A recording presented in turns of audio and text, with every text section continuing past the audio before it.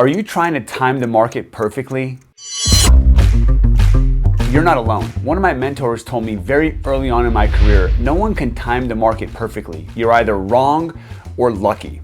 And the only way we actually know if we did time the market perfectly is in hindsight. So why am I talking about this? Well, I'm talking about this is because that's what most are trying to do right now. Most of the buyers and sellers that we're working with are trying to time the market perfectly. Now, listen, if you're an investor or you are looking to do some type of short-term investment, then timing absolutely matters. But if you are a typical homeowner, a buyer or a seller that is looking to buy or sell for the long term, for the purposes of a higher quality of life, then I'm talking to you, because real estate is long term. Those who attempt to time the market, again, are usually wrong and may end up either paying more or having a higher monthly payment, or maybe selling for less, or worse, maybe never buying or selling ever at all. And no one has a crystal ball, and most buyers and sellers are usually, like I said, are transacting for the long term. So let's discuss some of the reasons why people are waiting for a better market. But before we do, I just want to remind you, if you've made it here and you've been watching my videos for a long time, or maybe you just started watching and today's the first time you're seeing my video, please take the time to like or share or comment, or best case scenario, subscribe, because when you do these kinds of things, you tell the YouTube algorithm that you care about the stuff I'm putting out.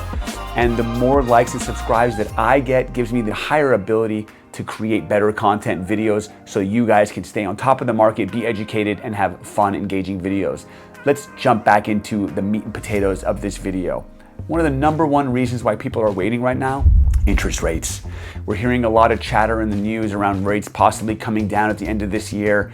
Lots of people are on the sidelines right now, but we don't really know what's gonna happen. So one thing I do wanna talk about is every time the rates fall 1%, which actually did happen recently, affordability goes up by 10%. So let me give you a quick example. A $1 million home at a 7.5% interest rate is the exact same monthly payment as a $1.1 million home at 6.5% interest rate.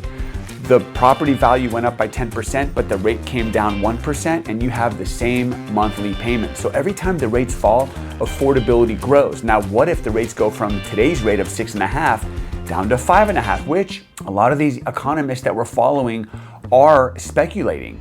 But what if they don't? So what are some of your options? Well, look, if you're a buyer right now, let's talk about a couple things. If you wait until the rates fall to 5.5% before you buy, what do you think is gonna happen? Well, if you're thinking to yourself that that's what many other buyers are gonna do, then you're thinking right. What happens is if the rates fall 5.5%, it's gonna be one of the most affordable times to buy in the last 12 months. And we're gonna start to see lots of buyers jumping off the fence and into the market. And what's that gonna do? It may drive prices up because competition increases demand, demand pushes prices up. Versus if you truly believe the rates are gonna fall to 5.5 in the next 6 months or 12 months, what if you buy now when most aren't buying, secure a property value lower than what you'd have to pay in 6 or 12 months, and then when the rate falls, you can refinance. But caveat, make sure you can afford your monthly payment when you do buy, because there's no guarantee the rates are gonna fall. But if they do, you're in a position to refinance versus having to start your search against a bunch of other competing buyers. Number two reason why people are waiting on the sidelines is they're waiting for prices to fall. Right now, we are in 11-year appreciating market. Now, if you look historically in the last 50 years, you will see that usually prices correct every 7 to 10 years. So we are on borrowed time. So the questions we're asking are, will prices continue to go up? How much will they go up? For how long will they go up? Is it time for them to correct? When will they correct? How much will they correct? I mean, it's crazy. I can think back at buyers we were working with that back in 2020, they go, oh, you know what? The market's gonna crash. I'm gonna wait for a better time to buy. When the prices fall, I'll buy my property then. And guess what happened? Prices went up 60%. In fact, I have a client who bought a home right around the beginning of the pandemic. It was 2021, and I wanna share this with you because it's super important. So she came into my office and she basically said, Robert, I wanna make a goal of buying a home by next year. And I said, well, why next year? And she said, because I don't think I can afford a home right now. And I said, well, have you spoken to a lender? Do you know you can't afford a home? And she goes, no. I go, well, you know, it's free to talk to a lender. Just talk to the lender, see what they say. If you can't afford it, well, then let's put a plan together so you can afford it next year. But if you can't afford it, then let's talk about buying. She called me the next day. She goes, I'm so grateful you told me to talk to the lender. I just got off the phone with him. I actually do qualify to buy a property, and I wanna go looking this weekend. Within 1 month, she ended up buying a property.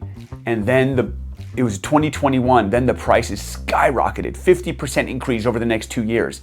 She called me last year and said, Robert, I just want you to know that had I not taken your advice to talk to a lender, had you not given me that advice, I wouldn't be able to afford my home that I live in today based on what it's trading for and what the interest rates are. And there are literally dozens of examples that I can share with you of buyers that told us in 2020 that they wanted to wait for the market to crash, and it never crashed. Let's move on to number 3 before we close out this video, the election. The election is polarizing. I mean, where do I even start? What if Harris wins? What if Trump wins? What's gonna happen? Well, let's talk about what has historically happened, generally the market following the election. Leading up to an election, we see the market generally slow down because most buyers and sellers wanna see who's gonna be elected into office before they make a move. So out of the last 11 elections, 9 of them, we saw the market sales go up.